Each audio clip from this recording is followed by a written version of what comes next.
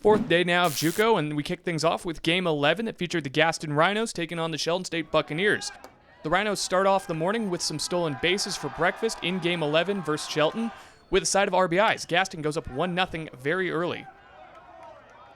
Base hit from Quintero gets a runner in scoring position. Yeah, they had their coffee this morning, but a nice play at the plate keeps that one off the board.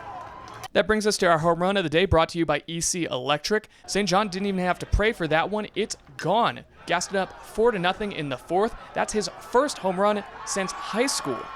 Fast forwarding a little bit, balk is called while Gaston's at the plate. Shelton's head coach, Bobby Sproul, doesn't agree with the call, and he winds up getting ejected. And tensions on the third base dugout, they're starting to get hot. Probably not the most fun way to kick off a rally, but Jordan Evans takes one off the helmet to get a free pass to first. But still, he's probably not thrilled about the means of doing so. Later, a ball gets past the catcher. Cade Horton comes in to score. Bucks cut into the lead. Gaston up to bat now with runners on. Derschlag gets one into play. Christmas gets waved around. He's heading home, and there's a collision with the catcher, Zeke Bishop. The ball gets away. Christmas is ruled safe by the umpire, and the Bucks are now furious. And a second member of the Shelton coaching staff is ejected from the game before things finally settle down. In the seventh, Bishop is able to get a little payback. With a runner on, he takes out some frustration on the 0-1 pitch. That clears the wall for a Buccaneer homer, cutting the lead down to 9-5. That said, it wouldn't be enough to recover from an early deficit, and the Rhinos have their first win at JUCO at a final score of 13-6. Well, I thought we did.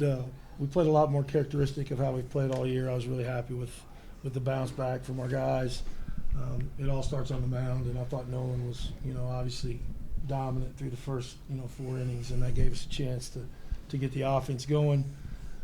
The biggest difference in yesterday and today really was nothing other than we got traffic again. We had traffic on the bases all day yesterday and weren't able to drive them in. And then today we had traffic all day and we had, some big 2-out hits, some big 1-out hits, and then that stuff's contagious, I'm telling you. And once we got it going, I've seen us do that before. We're able to put a lot of runs on the board. And, the guy to my left here hit one that's going out in that swimming pool somewhere. And so it was a great day.